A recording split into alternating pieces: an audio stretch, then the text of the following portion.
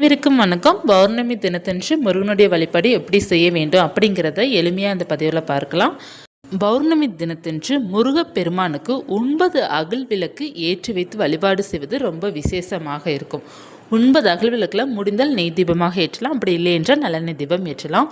9 அகல் விளக்கும் ஒரு தாம்பலத்தட்டில் வட்டமாக சுற்றி வைத்து நீங்கள் முடிந்தால் வெற்றிலை தீபமாக கூட ஏற்றலாம். வெற்றிலை தீபம் ஏற்றலாம், அப்படி இல்லைன்னா நார்மலாக அகல் விளக்கு மட்டும் ஏற்றலாம்.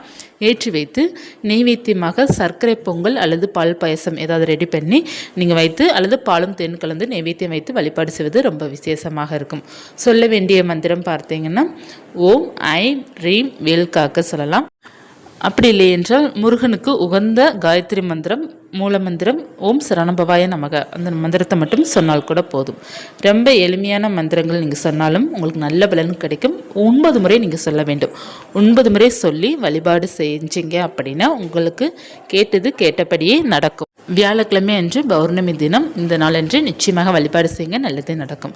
இந்த பௌர்ணமி தினம் இருப்பதனால் நம்ம தண்ணீர் வழிபாடு செய்வது ரொம்ப விசேஷமாக இருக்கும். பூஜை அறையில் சுத்தமான தண்ணீர் 1 டம்ளர் தண்ணீர் வைத்து அதில் கொஞ்சம் மஞ்சத்தூள் போட்டு பச்சை கற்பூரம் துண்டு போட்டு நீங்கள் அதில் ஏலக்காய் இந்த மாதிரி கிராம்பெல்லாம் இருக்குது பார்த்தீங்களா, அதெல்லாம் போட்டு நீங்கள் வைத்து வழிபாடு செய்யும்போது கேட்டது கிடைக்கும் நமக்கு.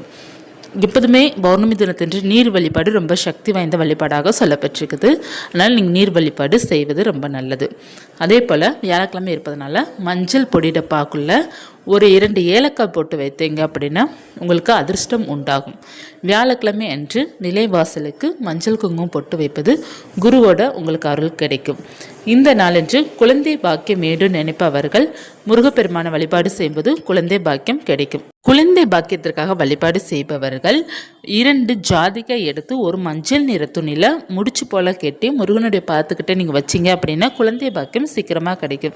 வியாழக்கிழமை என்று குழந்தை பாக்கியத்திற்காக வழிபாடு செய்பவர்களுக்கு குழந்தை பாக்கியம் நிச்சயமாக கிடைக்கும், 100% கிடைக்கும். ப்ளஸ் நமக்கு பௌர்ணமி இருப்பதுனா ரொம்ப சிறப்பான நாள். இந்த நாளை மிஸ் பண்ணிடாதீங்க. வியாழக்கிழமை அன்று நீங்கள் குழந்தை வேண்டும் முருகா அப்படிங்கிறதுக்காக வழிபாடு செய்யுங்க, சீக்கிரமாக உங்களுக்கு குழந்தை பாக்கியம் கிடைக்கும். இந்த பதிவு உங்களுக்கு பயனுள்ளதாக இருக்குன்னு நினைக்கிறேன். இருந்தால் லைக் பண்ணிக்கோங்க. இது போன்ற ஆன்மீக தகவலுக்கு சேனலை சப்ஸ்கிரைப் பண்ணி வச்சுக்கோங்க. மீண்டும் ஒரு தகவலுடன் உங்களை சந்திக்கிறேன். நன்றி.